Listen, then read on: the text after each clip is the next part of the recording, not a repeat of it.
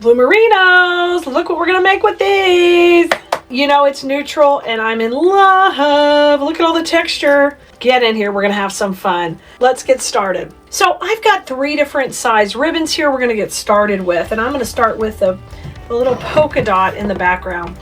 Because we are gonna be using this on a wreath, I wanna have kind of a nice long tail. So I'm gonna go in here at about 16 inches on the tail. And I'm just going to angle cut it over to the side here. And when you start off here, that'll be your first cut. We're going to cut the tail first. Now I'm going to come with my hands to the center here because I measured out my 16 inches. And now I take my right hand forward and my left hand back.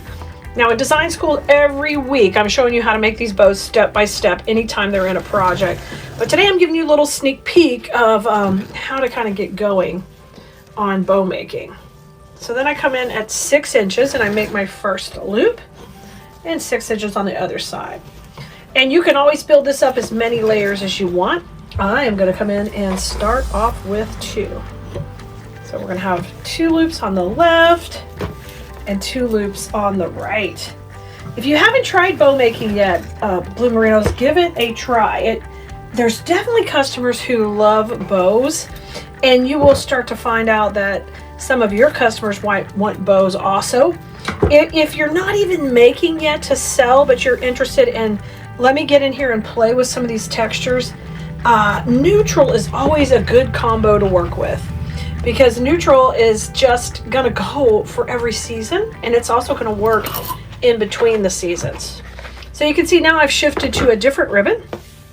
It's got this really, really cool texture here, and I'm gonna just cut that one at an angle also. And bring it in, and we'll let this tail just be a little bit shorter than the last one, so maybe about 14. And then you're going to twist it in the center again. So whenever you twist a ribbon, the reason you're doing that is because you're wanting to bring the inside with the back of the ribbon and kind of bring the outside back around. So I'm going to go in at 6 also here and twist. We're going to let this ribbon just sit up really pretty. I love all that texture. And over here at 6 also. And when we're done, we just scrunch it and we let it come down. And then I'm going to cut this at the opposite angle. So when you get those, they match opposite, which I love that. All right, now grab the other ribbon, which is so fun. This one has that kind of like a lacy, natural feel, which goes perfect with the vibe of the wreath we're going to use this bow on. So now this time I'm going to go back to my 2 loops, and this tail will be a little bit shorter. And I'm going to twist it and just kind of watch it come out really pretty. Now let's go shorter this time. I'm going to go in at 5 inches. Oh my God, so cute. We're going to use 2 of these. 5 on each side. When you come to the center, you want to twist. All right. Oh yeah. I love all the textures and the layers. It's just so pretty. All right, we'll bring this one back over. And then I'm just going to kind of finish out the middle here with a little bit of the polka dot. Bring it back to the center, and this is that little micro dot. And I am going to make a little shorty tail at about 10 inches here, and then we'll just make a nice little loop.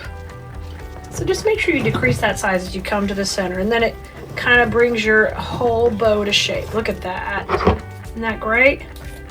Now, we're getting ready to take this off our bow maker. So we're going to grab a cable tie, and we're going to use that right kind of coming beside here to run it beside the ribbon. Put a finger under and a finger on top, and you just pull that puppy up and add a little pressure. I'm going to move this right out of my way and start to fluff up my bow.